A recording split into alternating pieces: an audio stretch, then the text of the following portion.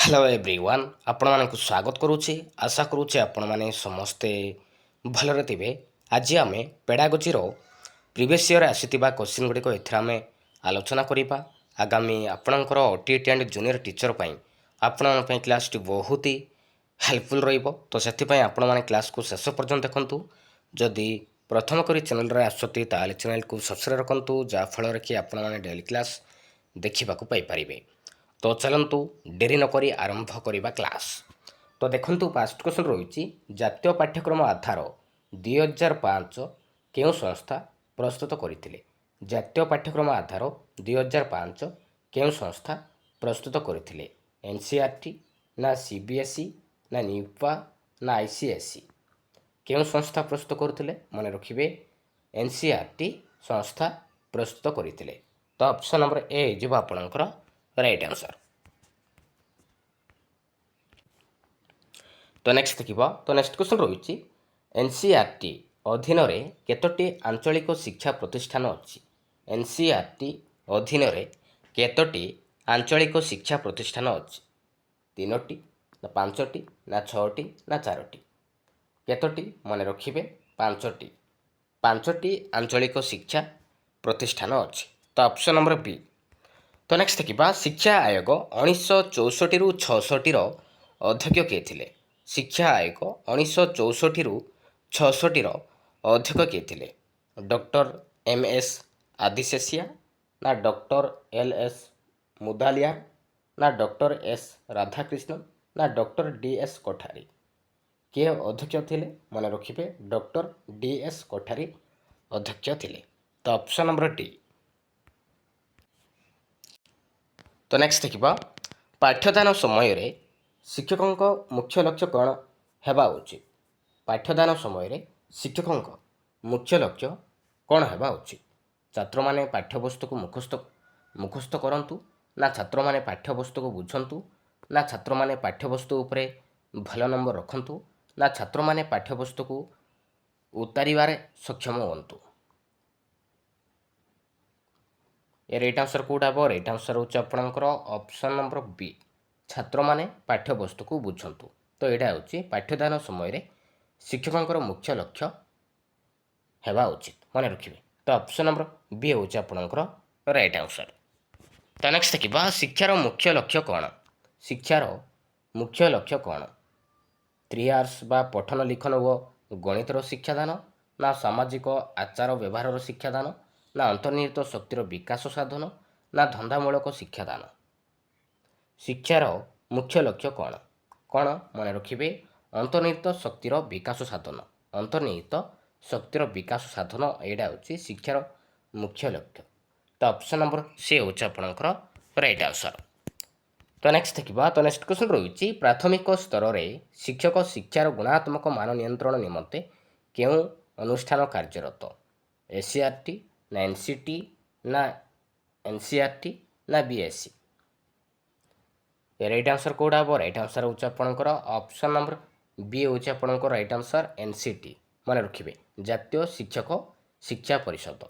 प्राथमिक स्तर में शिक्षक शिक्षार गुणात्मक मान नियंत्रण करने निमंते तो एनसीटी अनुष्ठान कार्यरत। तो ऑप्शन नंबर बी हूँ आपनकर राइट आंसर। तो नेक्स्ट देखिबा शिक्षादान रे मूल्यांकन उद्देश्य कौन। शिक्षादान रे मूल्यांकन उद्देश्य कौन। ऑप्शन ए देखिए शिक्षार्थी मान मेधा तालिका प्रस्तुत करवा। बी देखु शिक्षार्थी माने पाठ्यवस्तु केते दूर बुझुंट जाना ना पाठ्यवस्तुर पूर्ण व्याख्या करवा ना शिक्षादान रे बाधा पहुँचाऊा छात्रों को नियंत्रण करवा। शिक्षादान रे मूल्यांकन उद्देश्य कौन कौन मन रखिए शिक्षार्थी माने पाठ्यवस्तु केते दूर बुझुंट जाना। Option number B. तो नेक्स्ट देखिबा जदि जड़े छात्र श्रेणी रे गोलमाल करुथाए शिक्षक प्रथमे कौन करवा उचित।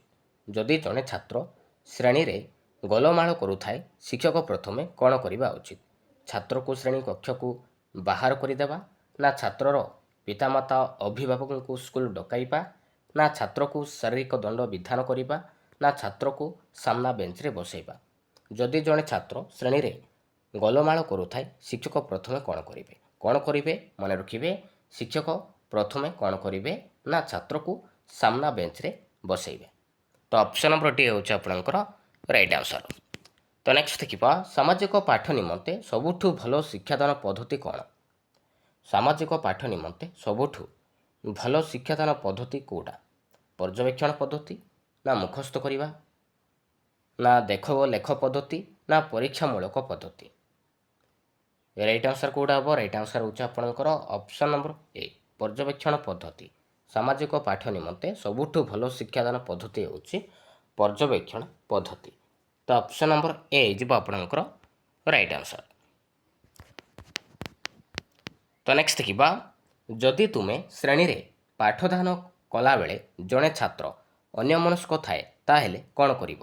ଯଦି ତୁମେ ଶ୍ରେଣୀରେ ପାଠଦାନ କଲାବେଳେ ଜଣେ ଛାତ୍ର ଅନ୍ୟମନସ୍କ ଥାଏ ତାହେଲେ କ'ଣ କରିବ? ତା'ର ଦୃଷ୍ଟି ଆକର୍ଷଣ କରିବାକୁ ତା ଉପରକୁ ଖଣ୍ଡେ ଚକ୍ ଫୋପାଡ଼ିବା, ନା ପ୍ରଧାନ ଶିକ୍ଷକ ପ୍ରିନ୍ସିପାଲଙ୍କୁ ରିପୋର୍ଟ କରିବା, ନା ଛାତ୍ରର ପିତାମାତାଙ୍କୁ ରିପୋର୍ଟ କରିବ, ନା ଛାତ୍ରର ନିକଟକୁ ଯାଇ ତା'ର ଅନ୍ୟମନସ୍କତାର କାରଣ ଅନୁସନ୍ଧାନ କରିବ? କ'ଣ କରିବ? ମନେ ରଖିବେ, ଛାତ୍ରର ନିକଟକୁ ଯାଇ ତା'ର ଅନ୍ୟମନସ୍କତାର କାରଣ ଅନୁସନ୍ଧାନ କରିବ। ତ ଅପସନ୍ ନମ୍ବର ଡି ହେଉଛି ଆପଣଙ୍କର ରାଇଟ୍ ଆନ୍ସର୍। ତ ନେକ୍ସଟ ଦେଖିବା ଯଦି ଜଣେ ଛାତ୍ର ଗୋଟିଏ ବିଷୟକୁ ଛାଡ଼ି ଅନ୍ୟ ସମସ୍ତ ବିଷୟରେ ପାସ୍ କରିଥାଏ ତେବେ ଶିକ୍ଷକ କ'ଣ କରିବେ? କ'ଣ କରିବେ?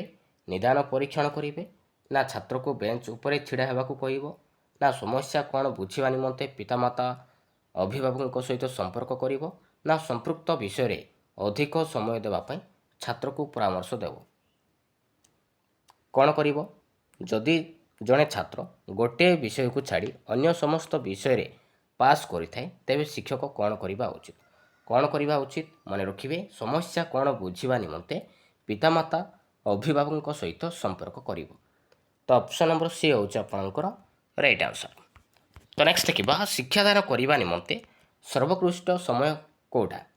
ଯେତେବେଳେ ଶିକ୍ଷକ ଶିକ୍ଷାଦାନ ନିମନ୍ତେ ପ୍ରସ୍ତୁତ ଥିବେ, ନା ଯେତେବେଳେ ଛାତ୍ର ଶିକ୍ଷା ଗ୍ରହଣ ନିମନ୍ତେ ପ୍ରସ୍ତୁତ ଥିବେ, ନା ଯେତେବେଳେ ସମ୍ପୃକ୍ତ ବିଷୟ ପାଇଁ ପିରିୟଡ଼ ଥିବ, ନା ଯେତେବେଳେ ଶ୍ରେଣୀରେ ସମସ୍ତ ଛାତ୍ର ଉପସ୍ଥିତ ଥିବ?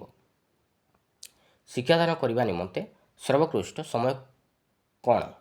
କେଉଁଟା ହେବ ରାଇଟ୍ ଆନ୍ସର୍? ରାଇଟ୍ ଆନ୍ସର୍ ହେଉଛି ଆପଣଙ୍କର ଅପସନ୍ ନମ୍ବର ବି ହେଉଛି ଆପଣଙ୍କର ରାଇଟ୍ ଆନ୍ସର୍, ଯେତେବେଳେ ଛାତ୍ର ଶିକ୍ଷା ଗ୍ରହଣ ନିମନ୍ତେ ପ୍ରସ୍ତୁତ ଥିବ। ତ ଅପସନ୍ ନମ୍ବର ବି। ତ ନେକ୍ସଟ ଦେଖିବା ତ ନେକ୍ସଟ କ୍ୱେଶ୍ଚନ୍ ରହିଛି ଯେତେବେଳେ ଶିକ୍ଷକ କୌଣସି ଛାତ୍ର ପଚାରିବା ପ୍ରଶ୍ନର ଉତ୍ତର ଦେଇପାରନ୍ତି ନାହିଁ ସେ କ'ଣ କରିବା ଉଚିତ? ଯେତେବେଳେ ଶିକ୍ଷକ କୌଣସି ଛାତ୍ର ପଚାରିଥିବା ପ୍ରଶ୍ନର ଉତ୍ତର ଦେଇପାରନ୍ତି ନାହିଁ ସେ କ'ଣ କରିବା ଉଚିତ? ଅପସନ୍ ଏରେ ଦେଖନ୍ତୁ, ମୁଁ ମଧ୍ୟ ଏକ ପ୍ରଶ୍ନର ଉତ୍ତର ଜାଣିନାହିଁ, ଆସୁ ଦୁହେଁ ମିଶି ଏକ ପ୍ରଶ୍ନର ଉତ୍ତର ଖୋଜିବା। ବିରେ ଦେଖନ୍ତୁ, ବେଶୀ ଦେଖାଇ ହୁଅ ନାହିଁ, ବସି ପଢ଼। ସିରେ ଦେଖନ୍ତୁ, ଏହା ପାଠ୍ୟକ୍ରମ ଅନ୍ତର୍ଗତ ନୁହେଁ, ନା ତୁମେ ନିଜେ ପ୍ରଶ୍ନ ଉତ୍ତର ଖୋଜି ଆଣ। ରାଇଟ୍ ଆନ୍ସର୍ କେଉଁଟା ହେବ? ରାଇଟ୍ ଆନ୍ସର୍ ହେଉଛି ଆପଣଙ୍କର ଅପସନ୍ ନମ୍ବର ଏ ହେଇଯିବ ଆପଣଙ୍କର ରାଇଟ୍ ଆନ୍ସର୍। ମୁଁ ମଧ୍ୟ ଏକ ପ୍ରଶ୍ନର ଉତ୍ତର ଜାଣିନାହିଁ, ଆସ ଦୁହେଁ ମିଶି ଏ ପ୍ରଶ୍ନର ଉତ୍ତର ଖୋଜିବା। ତ ଅପସନ୍ ନମ୍ବର ଏ ହେଇଯିବ ଆପଣଙ୍କର ରାଇଟ୍ ଆନ୍ସର୍। ତ ନେକ୍ସଟ ଦେଖିବା ତ ନେକ୍ସଟ କ୍ୱେଶ୍ଚନ୍ ରହିଛି କେଉଁ ସଂସ୍ଥା ରାଜ୍ୟର ପ୍ରାଥମିକ ଶିକ୍ଷା ପରିଚାଳନା ଦାୟିତ୍ୱ ଅଛନ୍ତି? କେଉଁ ସଂସ୍ଥା ରାଜ୍ୟର ପ୍ରାଥମିକ ଶିକ୍ଷା ପରିଚାଳନା ଦାୟିତ୍ୱରେ ଅଛନ୍ତି? ମାଧ୍ୟମିକ ଶିକ୍ଷା ବୋର୍ଡ଼, ନା ଓଡ଼ିଶା ମାଧ୍ୟମିକ ଶିକ୍ଷା ମିଶନ, ନା ଓଡ଼ିଶା ପ୍ରାଥମିକ ଶିକ୍ଷା କାର୍ଯ୍ୟକ୍ରମ ଅଥରିଟି, ନା ପ୍ରାଥମିକ ଶିକ୍ଷା ନିର୍ଦ୍ଦେଶାଳୟ? କେଉଁ ସଂସ୍ଥା ରାଜ୍ୟର ପ୍ରାଥମିକ ଶିକ୍ଷା ପରିଚାଳନା ଦାୟିତ୍ୱରେ ଅଛନ୍ତି? ରାଇଟ୍ ଆନ୍ସର୍ କେଉଁଟା ହେବ? ରାଇଟ୍ ଆନ୍ସର୍ ହେଉଛି ଆପଣଙ୍କର ଅପସନ୍ ନମ୍ବର ସି, ଓଡ଼ିଶା ପ୍ରାଥମିକ ଶିକ୍ଷା କାର୍ଯ୍ୟକ୍ରମ ଅଥରିଟି। ମନେ ରଖିବେ। ତ ନେକ୍ସଟ ଦେଖିବା ଅପରେସନ୍ ବ୍ଲାକବୋର୍ଡ଼ ସ୍କିମ୍ର ମୁଖ୍ୟ ଉଦ୍ଦେଶ୍ୟ କ'ଣ ଥିଲା? ଅପରେସନ୍ ବ୍ଲାକବୋର୍ଡ଼ ସ୍କିମ୍ର ମୁଖ୍ୟ ଉଦ୍ଦେଶ୍ୟ କ'ଣ ଥିଲା? କ'ଣ ଥିଲା? ଅତି କମ୍ରେ ଗୋଟିଏ କଳାପଟା ଯୋଗାଇ ଦେବା, ନା ଅତି କମ୍ରେ 2ଟି ଶ୍ରେଣୀ କୋଠରୀ ଓ ଜଣେ ଶିକ୍ଷୟିତ୍ରୀ ଯୋଗାଇ ଦେବା, ନା ମାଗଣାରେ ଛାତ୍ରଛାତ୍ରୀଙ୍କୁ ପାଠ୍ୟପୁସ୍ତକ ଯୋଗାଇ ଦେବା, ନା ନିରାପଦ ପାନୀୟ ଜଳ ଯୋଗାଇ ଦେବା? ଅପରେସନ୍ ବ୍ଲାକବୋର୍ଡ଼ ସ୍କିମ୍ର ମୁଖ୍ୟ ଉଦ୍ଦେଶ୍ୟ କ'ଣ ଥିଲା? କ'ଣ ଥିଲେ? ମନେ ରଖିବେ, ଅତି କମ୍ରେ 2ଟି ଶ୍ରେଣୀ କୋଠରୀ ଓ ଜଣେ ଶିକ୍ଷୟିତ୍ରୀ ଯୋଗାଇ ଦେବା। ତ ଅପସନ୍ ନମ୍ବର ପି। ତ ନେକ୍ସଟ ଦେଖିବା ପ୍ରାଥମିକ ବିଦ୍ୟାଳୟର ଶିଶୁ ଅତି ସହଜରେ ଅନ୍ୟ ପିଲାମାନଙ୍କର ଦୃଷ୍ଟିକୋଣ ବିଚାର କରିପାରିବ, ନା ତା'ର ଶିକ୍ଷାକୁ ବାସ୍ତବ ଜୀବନର ଅନୁଭୂତି ସହିତ ସମ୍ପର୍କିତ କରିପାରିବ ନା ତାକୁ ଡକାଯାଇଥିବା ଉତ୍ତରଗୁଡ଼ିକ ମୁଖସ୍ଥ କରିପାରିବ ନା ତା'ର ଅନୁଭୂତିକୁ ଆଧାର କରି ବାହ୍ୟ ଜଗତ ବିଷୟରେ ଧାରଣା ଗଠନ କରିପାରିବ। ପ୍ରାଥମିକ ବିଦ୍ୟାଳୟରେ ଶିଶୁ ଅତି ସହଜରେ କ'ଣ କରିପାରିବ? କେଉଁଟା ହେବ ରାଇଟ୍ ଆନ୍ସର୍? ରାଇଟ୍ ଆନ୍ସର୍ ହେଉଛି ଆପଣଙ୍କର ଅପସନ୍ ନମ୍ବର ଡି ହେଉଛି ଆପଣଙ୍କର ରାଇଟ୍ ଆନ୍ସର୍। ତା'ର ଅନୁଭୂତିକୁ ଆଧାର କରି ବାହ୍ୟ ଜଗତ ବିଷୟରେ ଧାରଣା ଗଠନ କରିପାରିବ। ତ ଅପସନ୍ ନମ୍ବର ଡି ହେଉଛି ଆପଣଙ୍କର ରାଇଟ୍ ଆନ୍ସର୍। ତ ନେକ୍ସଟ ଦେଖିବା, ତୁମେ ବାରମ୍ବାର ବୁଝାଇବା ସତ୍ତ୍ୱେ ଜଣେ ପିଲା ବିଷୟଟିକୁ ବୁଝିପାରିଲା ନାହିଁ, ତୁମେ କ'ଣ କରିବେ? ତୁମେ କ'ଣ ଭାବିବ? ତୁମେ ବାରମ୍ବାର ବୁଝାଇବା ସତ୍ତ୍ୱେ ଜଣେ ପିଲା ବିଷୟଟିକୁ ବୁଝିପାରିଲା ନାହିଁ, ତୁମେ କ'ଣ ଭାବିବ? ପିଲାର ଦକ୍ଷତା ନିମ୍ନ ସ୍ତରର ନା ଆବଶ୍ୟକ ଶିକ୍ଷଣ ଉପକରଣ ତୁମକୁ ଯୋଗାଇ ଦିଆଯାଇନଥିଲା ନା ବିଷୟଟିକୁ ପିଲା ସ୍ତରରେ ବୁଝାଇ ଦିଆଯାଇନଥିଲା ନା ପିଲାର ଗୃହ ପରିବେଶରେ ଶୈକ୍ଷିକ ସହାୟତାର ଅଭାବ ଅଛି। ରାଇଟ୍ ଆନ୍ସର୍ କେଉଁଟା ହେବ? ରାଇଟ୍ ଆନ୍ସର୍ ହେଉଛି ଆପଣଙ୍କର ଅପସନ୍ ନମ୍ବର ସି, ବିଷୟଟିକୁ ପିଲାର ସ୍ତରରେ ବୁଝାଇ ଦିଆଯାଇନଥିଲା। ତ ଅପସନ୍ ନମ୍ବର ସି। ତ ନେକ୍ସଟ ଦେଖିବା, ଜଣେ ଶିକ୍ଷକ ବାର୍ଷିକ ପାଠ୍ୟକ୍ରମକୁ ଠିକ୍ ସମୟରେ ସାରି ନ ପାରିବାର ମୁଖ୍ୟ କାରଣ କ'ଣ? ପାଠ୍ୟକ୍ରମଟି ଅଧିକ ପରିମାଣର ନା ଶିକ୍ଷକଙ୍କର ସମୟ ପରିଚାଳନା ଠିକ୍ ନୁହେଁ ନା ଶିକ୍ଷା ଦିନଗୁଡ଼ିକର ସଂଖ୍ୟା ଯଥେଷ୍ଟ ନୁହେଁ ନା ଛାତ୍ରଛାତ୍ରୀମାନଙ୍କର ପ୍ରଗତିର ଧାରା ମାନ୍ଦା। ରାଇଟ୍ ଆନ୍ସର୍ କେଉଁଟା ହେବ? ରାଇଟ୍ ଆନ୍ସର୍ ହେଉଛି ଆପଣଙ୍କର ଅପସନ୍ ନମ୍ବର ବି, ଶିକ୍ଷକଙ୍କର ସମୟ ପରିଚାଳନା ଠିକ୍ ନୁହେଁ। ଅପସନ୍ ନମ୍ବର ବି। ତ ନେକ୍ସଟ ଦେଖିବା, ତ ନେକ୍ସଟ କ୍ୱେଶ୍ଚନ୍ ରହିଛି, ମାଗଣା ଓ ବାଧ୍ୟତାମୂଳକ ଶିକ୍ଷା ପାଇଁ ଶିଶୁ ଅଧିକାର ଅଧିନିୟମ RCFC ଆକ୍ଟ ଅନୁଯାୟୀ କେଉଁ ଉକ୍ତିଟି ଠିକ୍ ନୁହେଁ? ମାଗଣା ଓ ବାଧ୍ୟତାମୂଳକ ଶିକ୍ଷା ପାଇଁ ଶିଶୁ ଅଧିକାର ଅଧିନିୟମ RCFC ଆକ୍ଟ ଅନୁଯାୟୀ କେଉଁ ଉକ୍ତିଟି ଠିକ୍ ନୁହେଁ?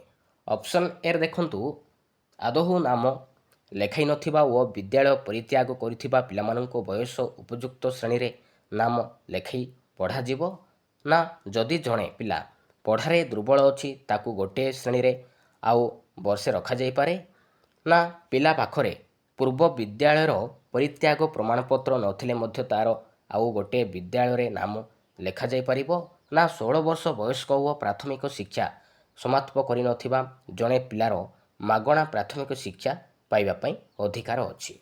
ମାଗଣା ଓ ବାଧ୍ୟତାମୂଳକ ଶିକ୍ଷା ପାଇଁ ଶିଶୁ ଅଧିକାର ଅଧିନିୟମ RCFC ଆକ୍ଟ ଅନୁଯାୟୀ କେଉଁ ଉକ୍ତିଟି ଠିକ୍ ନୁହେଁ? କେଉଁ ଉକ୍ତି ଠିକ୍ ନୁହେଁ ମନେ ରଖିବେ? ଅପସନ୍ ନମ୍ବର ବି, ଯଦି ଜଣେ ପିଲା ପଢ଼ାରେ ଦୁର୍ବଳ ଅଛି ତାକୁ ଗୋଟିଏ ଶ୍ରେଣୀରେ ଆଉ ବର୍ଷେ ରଖାଯାଇପାରେ, ତ ଏଇ ଉକ୍ତିଟି ଠିକ୍ ନୁହେଁ। ତ ଅପସନ୍ ନମ୍ବର ବି ହେଉଛି ଆପଣଙ୍କର ରାଇଟ୍ ଆନ୍ସର୍। ତ ନେକ୍ସଟ ଦେଖିବା, ଜଣେ ସଫଳ ଶିକ୍ଷକଙ୍କର ସବୁଠାରୁ ମୁଖ୍ୟ ଗୁଣ ହେଉଛି ଯେ ସେ ଶିକ୍ଷାର୍ଥୀମାନଙ୍କର ଭିତରେ ଜ୍ଞାନ ଆହରଣ ପାଇଁ ଏକ ସକାରାତ୍ମକ ମନୋବୃତ୍ତି ସୃଷ୍ଟି କରନ୍ତି ନା ଶିକ୍ଷଣ ଉପକରଣ ବ୍ୟବହାର କରି ବିଷୟଗୁଡ଼ିକୁ ବୁଝାନ୍ତି ନା ପାଠ୍ୟପୁସ୍ତକର ସମସ୍ତ ବିଷୟ ହାସଲ କରିବା ପାଇଁ ବିଭିନ୍ନ ପଦ୍ଧତି ବ୍ୟବହାର କରି ଶିକ୍ଷାର୍ଥୀଙ୍କୁ ସାହାଯ୍ୟ କରନ୍ତି ନା ଦୁର୍ବଳ ଶିକ୍ଷାର୍ଥୀଙ୍କୁ ଅଧିକ ଶିକ୍ଷାଦାନ କରନ୍ତି। ରାଇଟ୍ ଆନ୍ସର୍ କେଉଁଟା ହେବ? ଜଣେ ସଫଳ ଶିକ୍ଷକଙ୍କର ସବୁଠାରୁ ମୁଖ୍ୟ ଗୁଣ ହେଉଛି ଶିକ୍ଷାର୍ଥୀମାନଙ୍କର ଭିତରେ ଜ୍ଞାନ ଆହରଣ ପାଇଁ ଏକ ସକାରାତ୍ମକ ମନୋବୃତ୍ତି ସୃଷ୍ଟି କରିବା। ମନେ ରଖିବେ, ତ ଏଇଟା ଅପସନ୍ ନମ୍ବର ଏ ଯିବ ଆପଣଙ୍କର ରାଇଟ୍ ଆନ୍ସର୍। ତ ନେକ୍ସଟ ଦେଖିବା,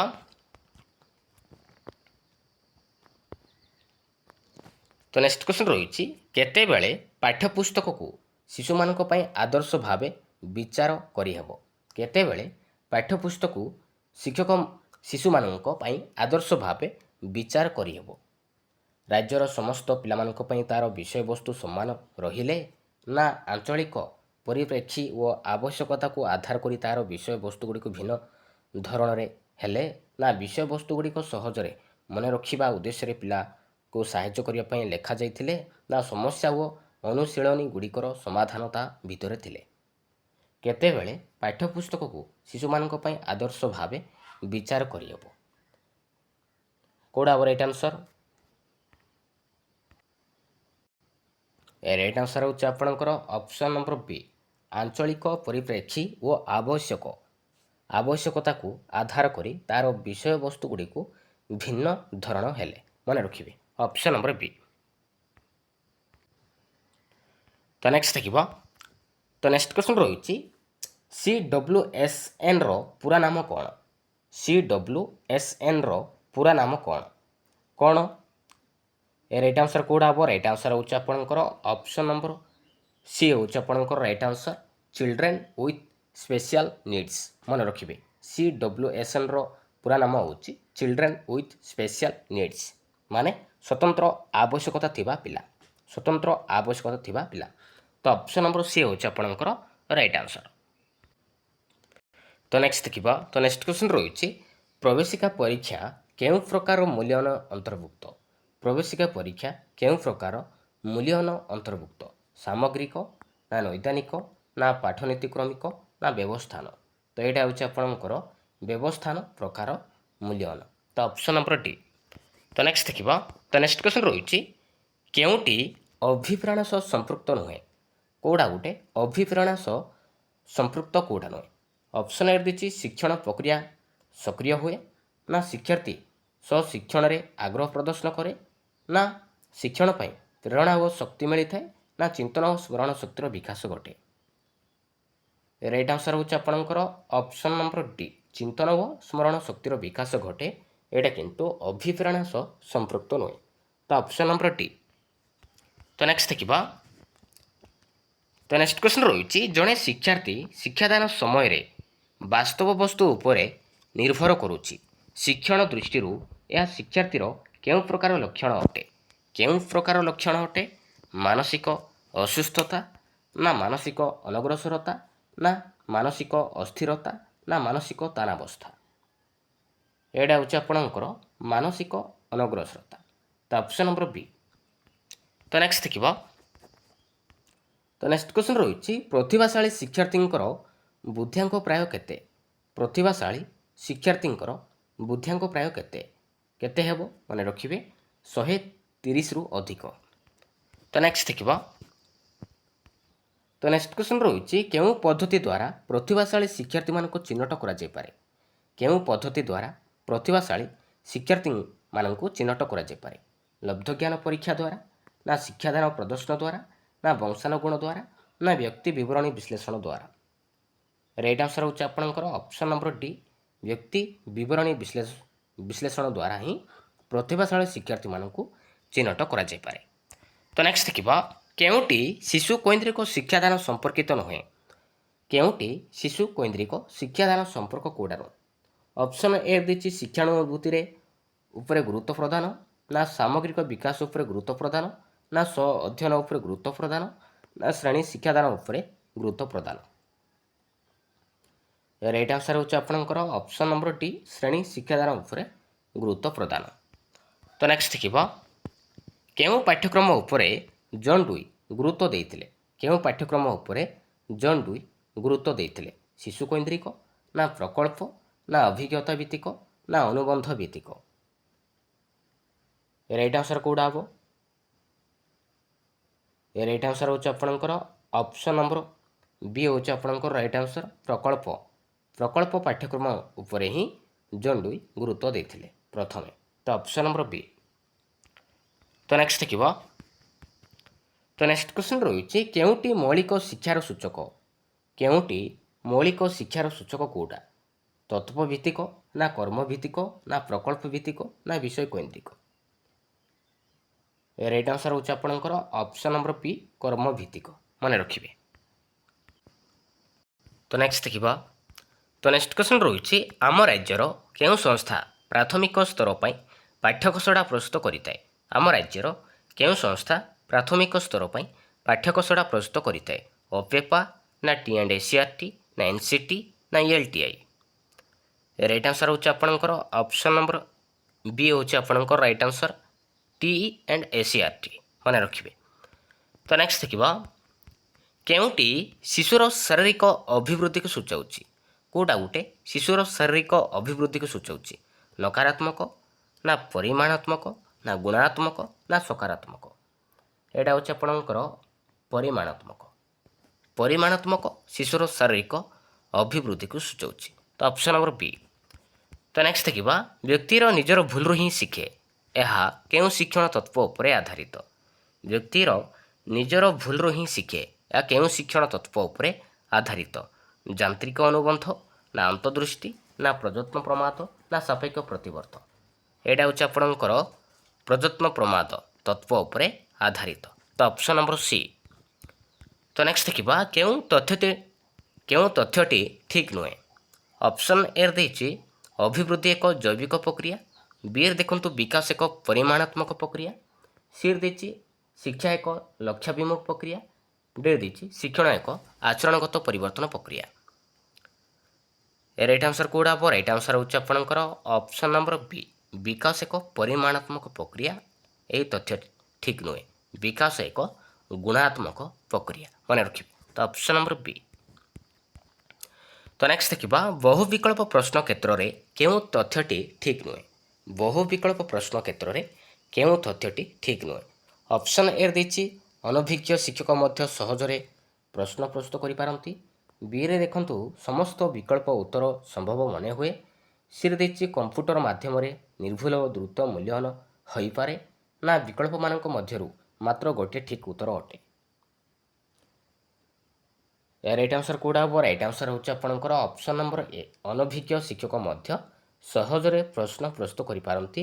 ଏହି ତଥ୍ୟଟି ଠିକ୍ ନୁହେଁ, ମନେ ରଖିବେ। ତ ନେକ୍ସଟ ଦେଖିବା ଶିକ୍ଷାର୍ଥୀମାନଙ୍କର ଶୈକ୍ଷିକ ଦୋଷ ଦୁର୍ବଳତା କେଉଁ ପ୍ରକାର ମୂଲ୍ୟାୟନ ଦ୍ୱାରା ନିରୂପଣ କରାଯାଇପାରେ? ବ୍ୟବସ୍ଥାନ, ନା ସମାପ୍ତି ସୂଚକ, ନା ନିରବଚ୍ଛିନ୍ନ, ନା ନୈଦାନିକ? ଏଇଟା ହେଉଛି ଆପଣଙ୍କର ନୈଦାନିକ ମୂଲ୍ୟାୟନ ଦ୍ୱାରା ହିଁ ନିରୂପଣ କରାଯାଇଥାଏ। ତ ନେକ୍ସଟ ଦେଖିବା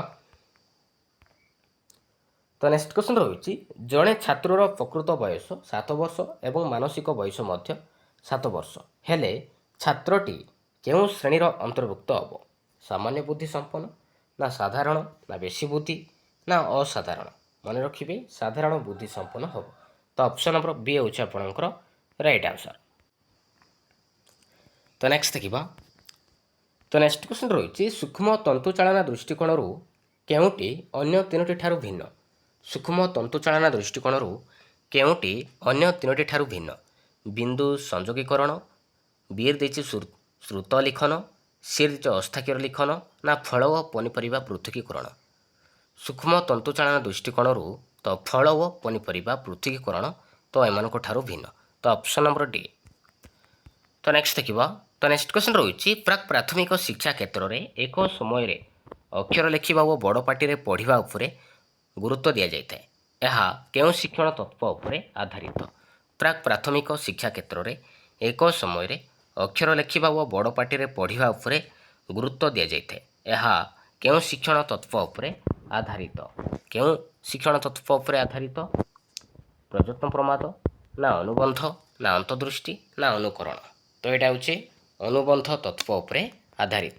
ତ ଅପସନ୍ ନମ୍ବର ବି ହେଉଛି ଆପଣଙ୍କର ରାଇଟ୍ ଆନ୍ସର। ତ ନେକ୍ସଟ ଦେଖିବା ପ୍ରଶ୍ନପତ୍ର ନକ୍ସା ପ୍ରସ୍ତୁତି ସମୟରେ ଉନ୍ମୁକ୍ତ ମଧ୍ୟରୁ କାହାକୁ ବିଚାରକୁ ନିଆଯାଇନଥାଏ? ପ୍ରସଙ୍ଗକୁ, ନା ଶୈକ୍ଷିକ ଉଦ୍ଦେଶ୍ୟକୁ, ନା ପ୍ରଶ୍ନର ପ୍ରକାରଭେଦକୁ, ନା ଶିକ୍ଷାଦାନ ସମୟକୁ? କାହାକୁ ନିଆଯାଇନଥାଏ? ମନେ ରଖିବେ ଶିକ୍ଷାଦାନ ସମୟକୁ ନିଆଯାଇନଥାଏ। ତ ଅପସନ୍ ନମ୍ବର ଡି। ତ ନେକ୍ସଟ ଦେଖିବା ମନୋବିଜ୍ଞାନୀ ହେଉଛି ଗୋଟେ ଆତ୍ମ ସମ୍ପର୍କୀୟ ବିଜ୍ଞାନ, ନା ମନ ସମ୍ପର୍କୀୟ ବିଜ୍ଞାନ, ନା ଚେତନା ସମ୍ପର୍କୀୟ ବିଜ୍ଞାନ, ନା ଆଚରଣ ସମ୍ପର୍କୀୟ ବିଜ୍ଞାନ? ମନୋବିଜ୍ଞାନ ହେଉଛି ଆଚରଣ ସମ୍ପର୍କୀୟ ବିଜ୍ଞାନ। ତ ଅପସନ୍ ନମ୍ବର ଡି। ତ ନେକ୍ସଟ ଦେଖିବା କେଉଁଟି ଅଭିପ୍ରେରଣାର ଏକ ଉପାଦାନ ନୁହେଁ? ଅଭିପ୍ରେରଣାର ଏକ ଉପାଦାନ କେଉଁଟା ନୁହେଁ? ପୁରସ୍କାର, ନା ପ୍ରୋତ୍ସାହନ, ନା ପ୍ରଶଂସା, ନା ଅଭ୍ୟାସୀକରଣ? ରାଇଟ୍ ଆନ୍ସର ହେଉଛି ଆପଣଙ୍କର ଅପସନ୍ ନମ୍ବର ଡି, ଅଭ୍ୟାସୀକରଣ। ତ ନେକ୍ସଟ ଦେଖିବା 2ରୁ 6 ବର୍ଷ ପର୍ଯ୍ୟନ୍ତ ଅବସ୍ଥାକୁ କ'ଣ କୁହାଯାଏ? 2ରୁ 6 ବର୍ଷ ପର୍ଯ୍ୟନ୍ତ ଅବସ୍ଥାକୁ କ'ଣ କହିବା? ଆଦ୍ୟ ବାଲ୍ୟାବସ୍ଥା କହିବା, ନା ଶୈଶବ ଅବସ୍ଥା କହିବା, ନା ପ୍ରାନ୍ତ ବାଲ୍ୟାବସ୍ଥା କହିବା, ନା ପ୍ରାକ୍ କୈଶୋର ଅବସ୍ଥା କହିବା? ମନେ ରଖିବେ ଆଦ୍ୟ ବାଲ୍ୟାବସ୍ଥା କହିବା। ଆଉ ଶୈଶବ ଅବସ୍ଥାର ବୟସ ସୀମା କେତେ ହେବ? ମନେ ରଖିବେ ଜନ୍ମରୁ 2 ବର୍ଷକୁ ଆମେ କହିବା ଶୈଶବ ଅବସ୍ଥା, ଆଉ ପ୍ରାନ୍ତ ବାଲ୍ୟାବସ୍ଥାର ବୟସ ସୀମା ହେଇଯିବ 6ରୁ 12 ବର୍ଷ, ଆଉ ପ୍ରାକ୍ କୈଶୋର ଅବସ୍ଥାର ହେଇଯିବ 10ରୁ 14 ବର୍ଷ, ମନେ ରଖିବେ। ତ ନେକ୍ସଟ ଦେଖିବା କେଉଁ ପଦ୍ଧତି ଦ୍ୱାରା ମୁଖ୍ୟତଃ ଶିକ୍ଷକ ଶିକ୍ଷାର୍ଥୀମାନଙ୍କର ଗୋଷ୍ଠୀଗତ ଆଚରଣ କରିଥାନ୍ତି? ସାକ୍ଷାତକାର, ନା ସ୍ୱପରୀକ୍ଷଣ, ନା ବ୍ୟକ୍ତି ଅଧ୍ୟୟନ, ନା ପର୍ଯ୍ୟବେକ୍ଷଣ? ମନେ ରଖିବେ ପର୍ଯ୍ୟବେକ୍ଷଣ। ତ ନେକ୍ସଟ ଦେଖିବା କେଉଁଟି ଆବେଗକୁ ସୂଚାଏ ନାହିଁ? କେଉଁଟା ଗୋଟେ ଆବେଗ ନୁହେଁ? ଆନନ୍ଦ, ନା ଦୁଃଖ, ନା କୌତୂହଳ, ନା ସହିଷ୍ଣୁତା? ଏହାର ଏଇଟା ଆନ୍ସର ହେଉଛି ଆପଣଙ୍କର ଅପସନ୍ ନମ୍ବର ଟି ସହିଷ୍ଣୁତା। ଏଇଟା କିନ୍ତୁ ଆବେଗ ନୁହେଁ। ତ ନେକ୍ସଟ ଦେଖିବା ଶିଶୁ ନିଜେ ନ ଖେଳି ଅନ୍ୟର ଖେଳ ଦେଖି ଆନନ୍ଦ ଉପଭୋଗ କରିବାକୁ କେଉଁ ପ୍ରକାର କ୍ରୀଡ଼ା କହିବା? କେଉଁ ପ୍ରକାର କ୍ରୀଡ଼ା କହିବା? ମନେ ରଖିବେ ତାକୁ ଆମେ କହିବା ନିଷ୍କ୍ରିୟ କ୍ରୀଡ଼ା ବୋଲି କହିବା। ନିଷ୍କ୍ରିୟ ଆଉ ସକ୍ରିୟ କ୍ରୀଡ଼ା କାହାକୁ କହିବା? ଯେଉଁ କାର୍ଯ୍ୟ ନିଜେ କରି ସେଥିରୁ ବ୍ୟକ୍ତି ଆନନ୍ଦ ପାଏ ତାକୁ ଆମେ କହିବା ସକ୍ରିୟ କ୍ରୀଡ଼ା କହିବା। ଆଉ ମୁକ୍ତ କ୍ରୀଡ଼ା କାହାକୁ କହିବା? ଯେଉଁ କ୍ରୀଡ଼ାରେ କିଛି ନୀତି ନିୟମ ନଥାଏ ତାକୁ ଆମେ କହିବା ମୁକ୍ତ କ୍ରୀଡ଼ା। ଆଉ ନିୟନ୍ତ୍ରିତ କ୍ରୀଡ଼ା ଯେଉଁ କ୍ରୀଡ଼ାରେ କି ଶିଶୁ ନିଜ ଇଚ୍ଛା ଅନୁସାରେ କାର୍ଯ୍ୟ କରିପାରେ ନାହିଁ ସେହି କ୍ରୀଡ଼ାକୁ ଆମେ କହିବା ନିୟନ୍ତ୍ରିତ କ୍ରୀଡ଼ା କହିବା। ଆଉ ଶିଶୁ ନିଜେ ନ ଖେଳି ଅନ୍ୟର ଖେଳ ଦେଖି ଆନନ୍ଦ ଉପଭୋଗ କରିବାକୁ ଆମେ କହିବା ନିଷ୍କ୍ରିୟ କ୍ରୀଡ଼ା। ତ ଅପସନ୍ ନମ୍ବର ସି। ତ ନେକ୍ସଟ ଦେଖିବା କେଉଁଟି ବୌଦ୍ଧିକ ବିକାଶର ଉପାଦାନ ନୁହେଁ? ବୌଦ୍ଧିକ ବିକାଶର ଉପାଦାନ କେଉଁଟା ନୁହେଁ? ସୃଜନ ଶକ୍ତି, ନା ସହନ ଶକ୍ତି, ନା ଚିନ୍ତନ, ନା କଳ୍ପନା? ମନେ ରଖିବେ ସହନ ଶକ୍ତି ନୁହେଁ। ତ ଅପସନ୍ ନମ୍ବର ବି ହେଉଛି ଆପଣଙ୍କର ରାଇଟ୍ ଆନ୍ସର। ତ ନେକ୍ସଟ ଦେଖିବା ମନର ବିଶ୍ଳେଷଣାତ୍ମକ ଓ ସଂଶ୍ଳେଷଣାତ୍ମକ ସାମର୍ଥ୍ୟକୁ ବୃଦ୍ଧି କୁହାଯାଏ। ଏହାର ପ୍ରବକ୍ତା କିଏ? ସ୍ପିୟରମ୍ୟାନ୍, ନା ଜିନ୍ ପିଆଜେ, ନା ଗାଲ୍ଟନ୍, ନା ଟରମାନ? ଏହାର ପ୍ରବକ୍ତା ହେଉଛନ୍ତି ସ୍ପିୟରମ୍ୟାନ୍। Option number A. ତ ନେକ୍ସଟ ଦେଖିବା କେଉଁ ଶ୍ରେଣୀର ଶିକ୍ଷାର୍ଥୀ ସ୍ୱତନ୍ତ୍ର ଗୋଷ୍ଠୀ ଶ୍ରେଣୀ ଅନ୍ତର୍ଭୁକ୍ତ ହୁଅନ୍ତି? ମନ୍ଥର, ନା ଅନଗ୍ରସର, ନା ସାଧାରଣ, ନା ପ୍ରତିଭାଶାଳୀ? ଏ ରାଇଟ୍ ଆନ୍ସର ହେଉଛି ଆପଣଙ୍କର ଅପସନ୍ ନମ୍ବର ସି ସାଧାରଣ। ତ ନେକ୍ସଟ ଦେଖିବା କେଉଁଟି ପାଠ୍ୟୋପକରଣ ବ୍ୟବହାରର ଏକ ଉପଯୋଗିତା ନୁହେଁ? କେଉଁଟା ଗୋଟେ ପାଠ୍ୟୋପକରଣର ବ୍ୟବହାରର ଏକ ଉପଯୋଗିତା କେଉଁଟା ନୁହେଁ? ଅପସନ୍ ଏ ହେଉଛି ଶିକ୍ଷକଙ୍କ ବିଷୟଗତ ଜ୍ଞାନ ବୃଦ୍ଧି କରିବା, ନା ଶିକ୍ଷଣ ପ୍ରକ୍ରିୟାକୁ ସହଜ କରିବା, ନା ଶିଶୁର ପାଠ୍ୟବସ୍ତୁ ପ୍ରତି ଆଗ୍ରହ ସୃଷ୍ଟି କରିବା, ନା ପାଠ୍ୟବସ୍ତୁ ସମ୍ବନ୍ଧରେ ବାସ୍ତବ ଜ୍ଞାନ ଦେବା? ଏ ରାଇଟ୍ ଆନ୍ସର କେଉଁଟା ହେବ? ରାଇଟ୍ ଆନ୍ସର ହେଉଛି ଆପଣଙ୍କର ଅପସନ୍ ନମ୍ବର ଏ ଶିକ୍ଷକଙ୍କ ବିଷୟଗତ ଜ୍ଞାନ ବୃଦ୍ଧି କରିବା। ତ ନେକ୍ସଟ ଦେଖିବା ଦୃଶ୍ୟ ଶ୍ରାବ୍ୟ ଉପକରଣ ବ୍ୟବହାର ଦ୍ୱାରା କେଉଁଟି ସାଧିତ ହୋଇଥାଏ? ଦୃଷ୍ଟି ଶକ୍ତି ଶାଣିତ ହୁଏ, ନା ଦେଖି ଶୁଣି ମଧ୍ୟରେ ସମନ୍ୱୟ ସ୍ଥାପନ ହୁଏ, ନା ଶ୍ରବଣ ଶକ୍ତି ଶାଣିତ ହୁଏ, ନା ଉଭୟ ଦୃଷ୍ଟି ଓ ଶ୍ରବଣ ଶକ୍ତି ଶାଣିତ ହୁଏ? ଦୃଶ୍ୟ ମାନେ କ'ଣ? ଦେଖିବା, ଶ୍ରାବ୍ୟ ମାନେ ଶୁଣିବା। ତ ଦେଖି ଶୁଣି ମଧ୍ୟରେ ସମନ୍ୱୟ ସ୍ଥାପନ ହୁଏ। ତ ଅପସନ୍ ନମ୍ବର ବି ହେଉଛି ଆପଣଙ୍କର ରାଇଟ୍ ଆନ୍ସର। ତ ନେକ୍ସଟ ଦେଖିବା କେଉଁଟି ପାରଦର୍ଶିତା ଶିକ୍ଷଣର ଏକ ଉପାଦାନ ନୁହେଁ? ପାରଦର୍ଶିତା ଶିକ୍ଷଣର ଉପାଦାନ କେଉଁଟା ନୁହେଁ? ବିକଳ୍ପ ପାଠ୍ୟପୁସ୍ତକର ବ୍ୟବହାର, ନା ବିକଳ୍ପ ଶିକ୍ଷାଦାନ ପଦ୍ଧତି, ନା ଶିଶୁ କୈନ୍ଦ୍ରିକ ଶିକ୍ଷଣ କାର୍ଯ୍ୟ, ନା ଦଳଗତ ଶିକ୍ଷଣ? ଏ ରାଇଟ୍ ଆନ୍ସର ହେଉଛି ଆପଣଙ୍କର ଅପସନ୍ ନମ୍ବର ଡି ଦଳଗତ ଶିକ୍ଷାଦାନ। ଏଇଟା କିନ୍ତୁ ପାରଦର୍ଶିତା ଶିକ୍ଷଣରେ ଗୋଟେ ଉପାଦାନ ନୁହେଁ। ତ ନେକ୍ସଟ ଦେଖିବା ଜଣେ ଛାତ୍ର ଗୃହ କାର୍ଯ୍ୟ କଲାବେଳେ ଗୋଟିଏ ଗଣିତ ପ୍ରଶ୍ନ ଠିକ୍ ସମାଧାନ କରି ବେଶ ଆନନ୍ଦ ପାଇଲା ଓ ପରବର୍ତ୍ତୀ ପ୍ରଶ୍ନ ସମାଧାନ କରିବା ପାଇଁ ଆଗ୍ରହ ପ୍ରକାଶ କଲା। ଏହା ଶିକ୍ଷଣର କେଉଁ ନିୟମ ଉପରେ ଆଧାରିତ? କେଉଁ ନିୟମ ଉପରେ ଆଧାରିତ? ଏଇଟା ହେଉଛି ଆପଣଙ୍କର ଫଳାଫଳ ନିୟମ ଉପରେ ଆଧାରିତ। ମନେ ରଖିବେ। ତ ଅପସନ୍ ନମ୍ବର ଡି ହେଉଛି ଆପଣଙ୍କର ରାଇଟ୍ ଆନ୍ସର। ତ ନେକ୍ସଟ ଦେଖିବା କେଉଁଟି ନିରବଚ୍ଛିନ୍ନ ସଂବ୍ୟାପକ ମୂଲ୍ୟାୟନ ଦ୍ୱାରା ପରିମାପ କରାଯାଏ? କେଉଁଟି ନିରବଚ୍ଛିନ୍ନ ସଂବ୍ୟାପକ ମୂଲ୍ୟାୟନ ଦ୍ୱାରା ପରିମାପ କରାଯାଇଥାଏ? ସାମଗ୍ରିକ ବିକାଶ, ନା ସୃଜନ ଶକ୍ତିର ବିକାଶ, ନା ଅଭିଜ୍ଞତାର ବିକାଶ, ନା କେନ୍ଦ୍ରାପସାରୀ ଚିନ୍ତନ ବିକାଶ? ଏଇଟା ହେଉଛି ଆପଣଙ୍କର କେନ୍ଦ୍ରାପସାରୀ ଚିନ୍ତନ ବିକାଶ। ତ ନେକ୍ସଟ ଦେଖିବା ତ ନେକ୍ସଟ କ୍ୱେଶ୍ଚନ୍ ରହିଛି ଜଣେ ଶିକ୍ଷାର୍ଥୀର ବର୍ତ୍ତମାନ ଶୈକ୍ଷିକ ସଫଳତାରୁ ଭବିଷ୍ୟତରେ ତା'ର ବିଭିନ୍ନ କ୍ଷେତ୍ରରେ ଦକ୍ଷତା ଓ ସଫଳତା ଆକଳନ କରିବା ନିମନ୍ତେ କେଉଁ ପରୀକ୍ଷଣ କରାଯାଇଥାଏ? ଅଭିଯୋଗ୍ୟତା ପରୀକ୍ଷଣ, ନା କୃତି ପରୀକ୍ଷଣ, ନା ଏକକ ପରୀକ୍ଷଣ, ନା ମନୋବୃତ୍ତି ପରୀକ୍ଷଣ? ମନେ ରଖିବେ ଅଭିଯୋଗ୍ୟତା ପରୀକ୍ଷଣ କରାଯାଇଥାଏ। ତ ଅପସନ୍ ନମ୍ବର ଏ। ତ ନେକ୍ସଟ ଦେଖିବା କେଉଁଟି ଏକ ମାତ୍ରା ସୂଚକ ପାଠ୍ୟୋପକରଣ ଅଟେ? କେଉଁଟା ଗୋଟେ ମାତ୍ରା ସୂଚକ ପାଠ୍ୟୋପକରଣ କେଉଁଟା? କଳାପଟା, ନା ପ୍ରଦର୍ଶନ ବୋର୍ଡ, ନା ସ୍ଥିର ଛବି, ନା ପ୍ରତିରୂପ? ମନେ ରଖିବେ ପ୍ରତିରୂପ ହେଉଛି ମାତ୍ରା ସୂଚକ ପାଠ୍ୟୋପକରଣ ଅଟେ। ତ ନେକ୍ସଟ ଦେଖିବା ପ୍ରାଥମିକ ବିଦ୍ୟାଳୟର ଶିକ୍ଷାର୍ଥୀମାନେ ମୁଖ୍ୟତଃ କେଉଁ ଉପାୟ ଦ୍ୱାରା ଅଭିଜ୍ଞତା ଅର୍ଜନ କରିଥାନ୍ତି? ବାସ୍ତବ ପର୍ଯ୍ୟବେକ୍ଷଣ, ନା ଅନ୍ୟମାନଙ୍କ ଠାରୁ ଶୁଣି, ନା ଅନୁକରଣ କରି ନା କାଳ୍ପନିକ ଚିନ୍ତନ କରି। ଏ ରାଇଟ୍ ଆନ୍ସର୍ କେଉଁଟା ହେବ? ରାଇଟ୍ ଆନ୍ସର୍ ହେଉଛି ଆପଣଙ୍କର ଅପସନ୍ ନମ୍ବର ଏ, ବାସ୍ତବ ପର୍ଯ୍ୟବେକ୍ଷଣ କରି। ତ ନେକ୍ସଟ ଦେଖିବା, କେଉଁଟି କାର୍ଯ୍ୟ ପଦ୍ଧତି ଭିତ୍ତିକ ଶିକ୍ଷଣର ଏକ ଉପାଦାନ ନୁହେଁ? କାର୍ଯ୍ୟ ପଦ୍ଧତି ଭିତ୍ତିକ ଶିକ୍ଷଣର ଏକ ଉପାଦାନ କେଉଁଟା ନୁହେଁ? ଅର୍ଥବୋଧକ ଶିକ୍ଷଣ, ନା ଅପେକ୍ଷାକୃତ ସ୍ଥାୟୀ ଶିକ୍ଷଣ, ନା ଶିକ୍ଷକ ଖୁବ୍ ସକ୍ରିୟ, ନା ଆନନ୍ଦଦାୟୀ ଶିକ୍ଷଣ। ଏ ରାଇଟ୍ ଆନ୍ସର୍ କେଉଁଟା ହେବ? ରାଇଟ୍ ଆନ୍ସର୍ ହେଉଛି ଆପଣଙ୍କର ଅପସନ୍ ନମ୍ବର ସି, ଶିକ୍ଷକ ଖୁବ୍ ସକ୍ରିୟ। ତ ନେକ୍ସଟ ଦେଖିବା, କେଉଁଟି ବହୁ ଶ୍ରେଣୀୟ ଶିକ୍ଷାଦାନ ବ୍ୟବସ୍ଥା ଏକ ବୈଶିଷ୍ଟ୍ୟ ନୁହେଁ? ବହୁ ଶ୍ରେଣୀୟ ଶିକ୍ଷାଦାନ ବ୍ୟବସ୍ଥାର ଏକ ବୈଶିଷ୍ଟ୍ୟ କେଉଁଟା ନୁହେଁ? ଅପସନ୍ ଏ ଦେଇଛି ଜଣେ ଶିକ୍ଷକ ଏକ ସମୟରେ ଏକାଧିକ ଶ୍ରେଣୀରେ ଶିକ୍ଷାଦାନ କରନ୍ତି। ବିରେ ଦେଖନ୍ତୁ ଶିକ୍ଷକ ଗୋଟିଏ ଶ୍ରେଣୀରେ ପାଠ ଦେଇ ଅନ୍ୟ ଶ୍ରେଣୀରେ ଶିକ୍ଷାଦାନ କରନ୍ତି। ସିରେ ଦେଖନ୍ତୁ ଶିକ୍ଷକ କ୍ରମାନ୍ୱୟରେ ଗୋଟିଏ ପରେ ଗୋଟିଏ ଶ୍ରେଣୀରେ ଶିକ୍ଷାଦାନ କରନ୍ତି, ନା ଗୋଟିଏ ଶ୍ରେଣୀରେ ମନିଟର ଦ୍ୱାରା ଶୃଙ୍ଖଳା ରକ୍ଷା କରନ୍ତି। ଏ ରାଇଟ୍ ଆନ୍ସର୍ ହେଉଛି ଆପଣଙ୍କର ଅପସନ୍ ନମ୍ବର ସି, ଶିକ୍ଷକ କ୍ରମାନ୍ୱୟରେ ଗୋଟିଏ ପରେ ଗୋଟିଏ ଶ୍ରେଣୀରେ ଶିକ୍ଷାଦାନ କରନ୍ତି। ତ ନେକ୍ସଟ ଦେଖିବା, କେଉଁଟି ସୃଜନାତ୍ମକ ଚିନ୍ତନର ଏକ ଉପାଦାନ ନୁହେଁ? କେଉଁଟା ଗୋଟେ ସୃଜନାତ୍ମକ ଚିନ୍ତନର ଏକ ଉପାଦାନ କେଉଁଟା ନୁହେଁ? କେନ୍ଦ୍ରାପସାରୀ ଚିନ୍ତନ, ନା କେନ୍ଦ୍ରାଭିମୁଖୀ ଚିନ୍ତନ, ନା ନମନୀୟ ଚିନ୍ତନ, ନା ନୂତନତ୍ୱ ଚିନ୍ତନ। ଏଇଟା ହେଉଛି ଆପଣଙ୍କର କେନ୍ଦ୍ରାଭିମୁଖୀ ଚିନ୍ତନ, ଅପସନ୍ ନମ୍ବର ବି। ତ ନେକ୍ସଟ ଦେଖିବା, ତ ନେକ୍ସଟ କ୍ୱେଶ୍ଚନ୍ ରହୁଛି, ହରଲୋକଙ୍କ ମତରେ ଆଦ୍ୟ ବାଲ୍ୟାବସ୍ଥା ବୟସ ସୀମା କେତେ? ହରଲୋକଙ୍କ ମତରେ ଆଦ୍ୟ ବାଲ୍ୟାବସ୍ଥା ବୟସ ସୀମା କେତେ? 2ରୁ 6 ବର୍ଷ, ନା 6ରୁ 10 ବର୍ଷ, ନା 2ରୁ 10 ବର୍ଷ, ନା 0ରୁ 6 ବର୍ଷ। ରାଇଟ୍ ଆନ୍ସର୍ ହେଉଛି ଆପଣଙ୍କର ଅପସନ୍ ନମ୍ବର ଏ, 2ରୁ 6 ବର୍ଷକୁ ଆମେ କହିବା ଆଦ୍ୟ ବାଲ୍ୟାବସ୍ଥା କହିବା। ତ ନେକ୍ସଟ ଦେଖିବା, ଶିକ୍ଷାର୍ଥୀମାନଙ୍କର ଆଚରଣ ଅନୁଧ୍ୟାନ କରିବା ପାଇଁ କେଉଁ ପଦ୍ଧତି ଅବଲମ୍ବନ କରାଯାଇଥାଏ? ପର୍ଯ୍ୟବେକ୍ଷଣ, ନା ସାକ୍ଷାତକାର, ନା ସବ୍ ପରୀକ୍ଷଣ, ନା ଉପରୋକ୍ତ ସମସ୍ତ। ରାଇଟ୍ ଆନ୍ସର୍ ହେଉଛି ଆପଣଙ୍କର ଅପସନ୍ ନମ୍ବର ଟି, ଉପରୋକ୍ତ ସମସ୍ତ ପଦ୍ଧତି ଅବଲମ୍ବନ କରାଯାଇଥାଏ। ତ ନେକ୍ସଟ ଦେଖିବା, ବିକାଶର କେଉଁ ଅବସ୍ଥାରେ ଶିଶୁର ଠିକ୍ ଓ ଭୁଲ ମଧ୍ୟରେ ପାର୍ଥକ୍ୟ ବୁଝିପାରେ? ବିକାଶର କେଉଁ ଅବସ୍ଥାରେ ଶିଶୁର ଠିକ୍ ଓ ଭୁଲ ମଧ୍ୟରେ ପାର୍ଥକ୍ୟ ବୁଝିପାରେ? ଶୈଶବ ଅବସ୍ଥା, ନା ଆଦ୍ୟ ବାଲ୍ୟାବସ୍ଥା, ନା ପ୍ରାନ୍ତ ବାଲ୍ୟାବସ୍ଥା, ନା ପ୍ରାକ୍ କୈଶୋର ଅବସ୍ଥା। ରାଇଟ୍ ଆନ୍ସର୍ ହେଉଛି ଆପଣଙ୍କର ଅପସନ୍ ନମ୍ବର ବି, ଆଦ୍ୟ ବାଲ୍ୟାବସ୍ଥାରେ। ମନେ ରଖିବେ, ଆଦ୍ୟ ବାଲ୍ୟାବସ୍ଥାରେ ଶିଶୁର ଠିକ୍ ଓ ଭୁଲ ମଧ୍ୟରେ ପାର୍ଥକ୍ୟ ବୁଝିପାରେ।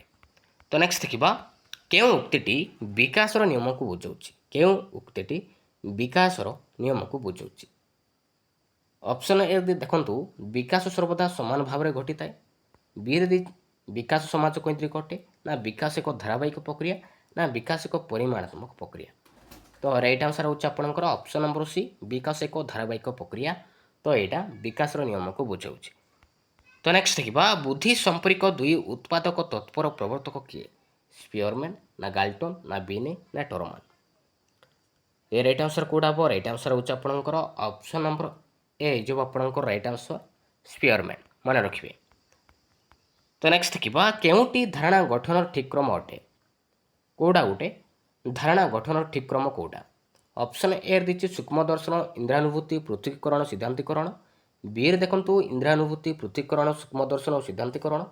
ସିରେ ଦେଇଛି ଇନ୍ଦ୍ରାନୁଭୂତି, ସୂକ୍ଷ୍ମ ଦର୍ଶନ, ସିଦ୍ଧାନ୍ତିକରଣ, ପୃଥକୀକରଣ। ଡିରେ ଦେଇଛି ଇନ୍ଦ୍ରାନୁଭୂତି, ସୂକ୍ଷ୍ମ ଦର୍ଶନ, ପୃଥକୀକରଣ, ସିଦ୍ଧାନ୍ତିକରଣ। କେଉଁ କ୍ରମରେ ଠିକ୍ ଅଛି? ଏ ରାଇଟ୍ ଆନ୍ସର୍ ହେଉଛି ଆପଣଙ୍କର ଅପସନ୍ ନମ୍ବର ଟି। ପ୍ରଥମେ ରହିବ କ'ଣ? ଇନ୍ଦ୍ରାନୁଭୂତି, ତାପରେ ସୂକ୍ଷ୍ମ ଦର୍ଶନ, ତାପରେ ପୃଥକୀକରଣ, ତାପରେ ସିଦ୍ଧାନ୍ତିକରଣ। ତ ଏହି କ୍ରମର ଠିକ୍ ଅଛି। ତ ନେକ୍ସଟ ଦେଖିବା, ଅନ୍ତର୍ନିବେଶୀ ଶିକ୍ଷାର ଅର୍ଥ କ'ଣ? ଅନ୍ତର୍ନିବେଶୀ ଶିକ୍ଷାର ଅର୍ଥ କ'ଣ? ଭିନ୍ନକ୍ଷମ ଶିକ୍ଷାର୍ଥୀଙ୍କ ପାଇଁ ଶିକ୍ଷଣ ସୁଯୋଗ, ନା ସବୁ ବର୍ଗର ଶିକ୍ଷାର୍ଥୀଙ୍କ ପାଇଁ ଅଧିକାର ଶିକ୍ଷଣ ସୁଯୋଗ, ନା ଶିକ୍ଷଣରେ ଆଗୁଆ ପିଲାଙ୍କୁ ଅଧିକ ଗୁରୁତ୍ୱ, ନା ଶିକ୍ଷଣରେ ପଛୁଆ ପିଲାଙ୍କୁ ଅଧିକ ଗୁରୁତ୍ୱ। ରାଇଟ୍ ଆନ୍ସର୍ ହେଉଛି ଆପଣଙ୍କର ଅପସନ୍ ନମ୍ବର ବି, ସବୁ ବର୍ଗର ଶିକ୍ଷାର୍ଥୀଙ୍କ ପାଇଁ ଅଧିକାର ସହ ଶିକ୍ଷଣ ସୁଯୋଗ। ଏଇଟା ହେଉଛି ଅନ୍ତର୍ନିବେଶୀ ଶିକ୍ଷାର।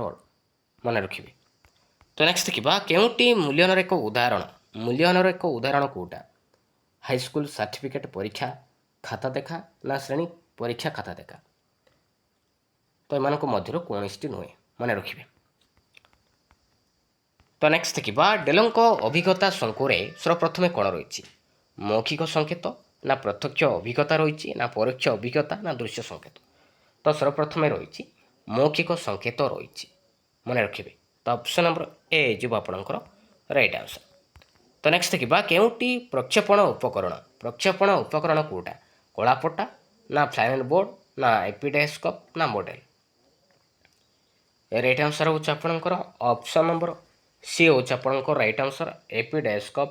ତ ଏଇଟା ହେଉଛି ଆପଣଙ୍କର ପ୍ରକ୍ଷେପଣ ଉପକରଣ, ମନେ ରଖିବେ। ତ ଏପିଡାଇସ୍କୋପ ହେଇଗଲା ଚଳଚ୍ଚିତ୍ର, ଟିଭି, କମ୍ପ୍ୟୁଟର, ସ୍ଲାଇଡ୍, ପ୍ରୋଜେକ୍ଟର ଏସବୁ ହେଉଛି ପ୍ରକ୍ଷେପଣ ଉପକରଣ ଅଟେ, ମନେ ରଖିବେ।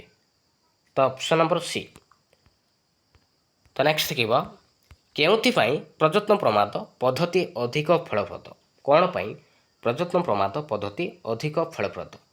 କୌଶଳ ହାସଲ କରିବା ପାଇଁ, ନା ତଥ୍ୟ ସଂଗ୍ରହ କରିବା ପାଇଁ, ନା ପାଠ ମନେ ରଖିବା ପାଇଁ, ନା ଅନୁସିଦ୍ଧାନ୍ତରେ ପହଞ୍ଚିବା ପାଇଁ?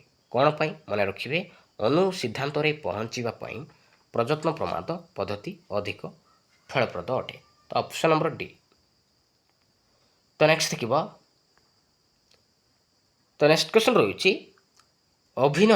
ତ ଏଇଟା ଗୋଟେ କେଉଁ ପ୍ରକାର ଅନୁକରଣର ଉଦାହରଣ? ଅଭିନୟ କ୍ରିୟାତ୍ମକ, ନା ଜ୍ଞାତ, ନା ଅଜ୍ଞାତ, ନା ସହାନୁଭୂତିକ? ଏଇଟା ହେଉଛି ଆପଣଙ୍କର ଜ୍ଞାତ, ମନେ ରଖିବେ। ତ ଜ୍ଞାତ ଅନୁକରଣ କାହା କହିବା? ଜାଣିଶୁଣି ଜଣେ ଅନ୍ୟ ଜଣଙ୍କର କାର୍ଯ୍ୟକଳାପକୁ ଅନୁକରଣ କଲେ ତାକୁ ଆମେ କହିବା ଜ୍ଞାତ ଅନୁକରଣ କରିବା। ତ ଯେମିତିକି ଚଳଚ୍ଚିତ୍ର ଦେଖି, ଅଭିନେତାମାନଙ୍କର ପୋଷାକ ପିନ୍ଧା ଶୈଳୀ ଦେଖିକି କଥାବାର୍ତ୍ତା ହେଇଗଲା, ଭାଷଣ ହେଇଗଲା, ଅଭିନୟ, ଏସବୁ ଜ୍ଞାତ ଅନୁକରଣ। ଆଉ କ୍ରିୟାତ୍ମକ ଅନୁକରଣ କାହା କହିବା? ଜଣେ ବ୍ୟକ୍ତି ଦେଖାଯାଉଥିବା କ୍ରିୟାକୁ ଅନ୍ୟ ଜଣେ ବ୍ୟକ୍ତିର କ୍ରିୟାକୁ ପରିବର୍ତ୍ତନ କରିପାରିଲେ ତାକୁ ଆମେ କହିବା କ୍ରିୟାତ୍ମକ ଅନୁକରଣ କହିବା। ଯେମିତିକି ଏକ୍ଜାମ୍ପଲ୍, ଜଣେ କ୍ରିକେଟ ଖେଳାଳି ବ୍ୟାଟ୍ ଉଠାଇଲେ ଦର୍ଶକମାନେ ମଧ୍ୟ ହାତ ଉଠାନ୍ତି, ଜଣେ ତାଳି ମାରିଲେ ଅନ୍ୟମାନେ ମଧ୍ୟ ତାଳି ମାରନ୍ତି। ତ ତାକୁ ଆମେ କହିବା କ୍ରିୟାତ୍ମକ ଅନୁକରଣ। ଆଉ ଅଜ୍ଞାତ ଅନୁକରଣ କାହା କହିବା? ନିଜ ଅଜାଣତରେ ଆମେ ଅନ୍ୟମାନଙ୍କୁ ଅନୁକରଣ କରିଥାଉ, ତାକୁ ଆମେ କହିବା ଅଜ୍ଞାତ। ଆଉ ସହାନୁଭୂତି ସୂଚକ ହେଇଗଲା ଅନ୍ୟ ଜଣେ ନୀରବ ରହିଲେ ଆମେ ନୀରବ ରହୁ, ଅନ୍ୟ ଜଣେ ହସିଲେ ଆମେ ହସୁ, ଅନ୍ୟ ଜଣେ ରାଗିଲେ ଆମେ ରାଗୁ। ତ ସେଇଟା ହେଇଗଲା ସହାନୁଭୂତି ସୂଚକ। ତ ନେକ୍ସଟ ଦେଖିବ ତ ନେକ୍ସଟ କ୍ୱେଶ୍ଚନ୍ ରହିଛି ଶିଶୁର ଶିକ୍ଷଣ ସାମର୍ଥ୍ୟ ମୁଖ୍ୟତଃ କାହା ଉପରେ ନିର୍ଭର କରେ? ଶିଶୁର ଶିକ୍ଷଣ ସାମର୍ଥ୍ୟ ମୁଖ୍ୟତଃ କାହା ଉପରେ ନିର୍ଭର କରେ? ପରିବେଶ ଉପରେ, ନା ପର୍ଯ୍ୟବେକ୍ଷଣ, ନା ପରିଭ୍ରମଣ, ନା ପରିପୋଷଣ? ରାଇଟ୍ ଆନ୍ସର ହେଉଛି ଆପଣଙ୍କର ଅପସନ୍ ନମ୍ବର ଡି ପରିପୋଷଣ, ମନେ ରଖିବେ। ଶିଶୁର ଶିକ୍ଷଣ ସାମର୍ଥ୍ୟ ମୁଖ୍ୟତଃ ପରିପୋଷଣ ଉପରେ ହିଁ ନିର୍ଭର କରିଥାଏ। ତ ନେକ୍ସଟ ଦେଖିବା ପାରଦର୍ଶିତା ଶିକ୍ଷଣ ପାଇଁ କ'ଣ ଆବଶ୍ୟକ? ପାରଦର୍ଶିତା ଶିକ୍ଷଣ ପାଇଁ କ'ଣ ଆବଶ୍ୟକ? ସୁସଂଗଠିତ ପାଠଦାନ, ନା ଶିକ୍ଷଣ ଅସୁବିଧା ଦୂରୀକରଣ, ନା ପର୍ଯ୍ୟାପ୍ତ ସମୟ, ନା ଉପରୋକ୍ତ ସମସ୍ତ? ରାଇଟ୍ ଆନ୍ସର ହେଉଛି ଆପଣଙ୍କର ଅପସନ୍ ନମ୍ବର ଡି ଉପରୋକ୍ତ ସମସ୍ତ ଆବଶ୍ୟକ, ମନେ ରଖିବେ। ତ ନେକ୍ସଟ ଦେଖିବା ତ ନେକ୍ସଟ କ୍ୱେଶ୍ଚନ୍ ରହିଛି ଶିଶୁର କେଉଁ ସମସ୍ୟା ଅନୁଧ୍ୟାନ କରିବା ପାଇଁ ବ୍ୟକ୍ତି ଇତିହାସ ପଦ୍ଧତି ଅଧିକ ଫଳପ୍ରଦ ଅଟେ? ଶ୍ରେଣୀଗୃହରେ ବ୍ୟବହାରିକ ସମସ୍ୟା, ନା ଶିକ୍ଷଣ ସମସ୍ୟା, ନା ପାରିବାରିକ ସମସ୍ୟା, ନା ଉପରୋକ୍ତ ସମସ୍ତ ସମସ୍ୟା? ରାଇଟ୍ ଆନ୍ସର ହେଉଛି ଆପଣଙ୍କର ଅପସନ୍ ନମ୍ବର ଡି ଉପରୋକ୍ତ ସମସ୍ତ ସମସ୍ୟା। ତ ନେକ୍ସଟ ଦେଖିବା ତ ନେକ୍ସଟ କ୍ୱେଶ୍ଚନ୍ ରହିଛି କେଉଁଟି ଶିକ୍ଷାର୍ଥୀ କୈନ୍ଦ୍ରିକ ଶିକ୍ଷା ବ୍ୟବସ୍ଥା ସହ ସମ୍ପର୍କିତ ନୁହେଁ? କେଉଁଟା ଗୋଟେ ଶିକ୍ଷାର୍ଥୀ କୈନ୍ଦ୍ରିକ ଶିକ୍ଷା ବ୍ୟବସ୍ଥା ସହ ସମ୍ପର୍କ ନୁହେଁ? ଶିକ୍ଷକ ପଥ ପ୍ରଦର୍ଶକ ରୂପେ କାର୍ଯ୍ୟ କରନ୍ତି, ନା ଶିକ୍ଷାର୍ଥୀ ଶିକ୍ଷଣ ପ୍ରକ୍ରିୟାରେ କେନ୍ଦ୍ରବିନ୍ଦୁ, ନା ଶିଶୁର ଶିକ୍ଷଣ ଅନୁଭୂତି ଉପରେ ଗୁରୁତ୍ୱ ପ୍ରଦାନ, ନା ଶିକ୍ଷକଙ୍କ ପ୍ରଶ୍ନ ଉତ୍ତର ମାଧ୍ୟମରେ ଶିକ୍ଷାଦାନ? ରାଇଟ୍ ଆନ୍ସର କେଉଁଟା ହେବ? ରାଇଟ୍ ଆନ୍ସର ହେଉଛି ଆପଣଙ୍କର ଅପସନ୍ ନମ୍ବର ଡି ଶିକ୍ଷକଙ୍କ ପ୍ରଶ୍ନ ଉତ୍ତର ମାଧ୍ୟମରେ ଶିକ୍ଷାଦାନ। ତ ନେକ୍ସଟ ଦେଖିବା ତ ନେକ୍ସଟ କ୍ୱେଶ୍ଚନ୍ ରହିଛି ଆମ ରାଜ୍ୟରେ ପ୍ରାଥମିକ ଶିକ୍ଷା କେଉଁ ଶ୍ରେଣୀରୁ ପିଲାମାନଙ୍କୁ ଶିକ୍ଷାକୁ ବୁଝାଉଛି? ପ୍ରଥମରୁ ତୃତୀୟ, ନା ପ୍ରଥମରୁ ପଞ୍ଚମ, ନା ପ୍ରଥମରୁ ସପ୍ତମ, ନା ପ୍ରଥମରୁ ଅଷ୍ଟମ? ମନେ ରଖିବେ ପ୍ରଥମରୁ ଅଷ୍ଟମ ଶ୍ରେଣୀ ପିଲାମାନଙ୍କୁ ବୁଝାଉଛି। ତ ଅପସନ୍ ନମ୍ବର ଡି ହେଉଛି ଆପଣଙ୍କର ରାଇଟ୍ ଆନ୍ସର। ତ ନେକ୍ସଟ ଦେଖିବା ଅନୁବନ୍ଧ ଶିକ୍ଷଣ ତତ୍ପର ପ୍ରବର୍ତ୍ତକ କିଏ? ଥର୍ଣ୍ଡାଇକ୍, ନା କହଲର, ନା କଫ୍କା, ନା ପାଭଲଭ? ଏ ରାଇଟ୍ ଆନ୍ସର କେଉଁଟା ହେବ? ରାଇଟ୍ ଆନ୍ସର ହେଉଛି ଆପଣଙ୍କର ଅପସନ୍ ନମ୍ବର ଡି ପାଭଲଭ, ମନେ ରଖିବେ। ତ ନେକ୍ସଟ ଦେଖିବା କେଉଁଟି ଅଭିଜ୍ଞାନ ପରୀକ୍ଷଣ ନୁହେଁ? କେଉଁଟା ଗୋଟେ ଅଭିଜ୍ଞାନ ପରୀକ୍ଷଣ କେଉଁଟା ନୁହେଁ? ରାଇଟ୍ ଆନ୍ସର କେଉଁଟା ହେବ? ରାଇଟ୍ ଆନ୍ସର ହେଉଛି ଆପଣଙ୍କର ଅପସନ୍ ନମ୍ବର ଏ ହେଇଯିବ ଆପଣଙ୍କର ରାଇଟ୍ ଆନ୍ସର ବାକ୍ୟ ପୂର୍ତ୍ତି। ଏଇଟା ଅଭିଜ୍ଞାନ ପରୀକ୍ଷଣ ନୁହେଁ, କାରଣ ଏହି ପ୍ରଶ୍ନରେ ଉତ୍ତର ଦିଆଯାଇନଥାଏ, ପରୀକ୍ଷାର୍ଥୀ ନିଜ ମନରୁ ହିଁ ଉତ୍ତର ଲେଖିଥାନ୍ତି। ତ ସେଥିପାଇଁ ବାକ୍ୟ ପୂର୍ତ୍ତି ଅଭିଜ୍ଞାନ ପରୀକ୍ଷଣ ନୁହେଁ। ତ ଅପସନ୍ ନମ୍ବର ଏ। ତ ଏବେ ଦେଖିବା ଲାଷ୍ଟ କ୍ୱେଶ୍ଚିନ୍, ପେଡାଗୋଜି କାହାକୁ କହିବା? ପେଡାଗୋଜି କାହାକୁ କହିବା? ଶିକ୍ଷଣ ସମ୍ବନ୍ଧୀୟ ବିଜ୍ଞାନକୁ, ନା ଶିକ୍ଷା ଯୋଜନା ସମ୍ପର୍କୀୟ ବିଜ୍ଞାନକୁ, ନା ଶିକ୍ଷାଦାନ ସମ୍ବନ୍ଧୀୟ ବିଜ୍ଞାନକୁ, ନା ଶୈକ୍ଷିକ ପରୀକ୍ଷଣ ବିଜ୍ଞାନକୁ? ପେଡାଗୋଜି କାହାକୁ କୁହାଯାଏ? ମନେ ରଖିବେ, ଶିକ୍ଷାଦାନ ସମ୍ବନ୍ଧୀୟ ବିଜ୍ଞାନକୁ ଆମେ କହିବା ପେଡାଗୋଜି ବୋଲି କହିବା। Thank you.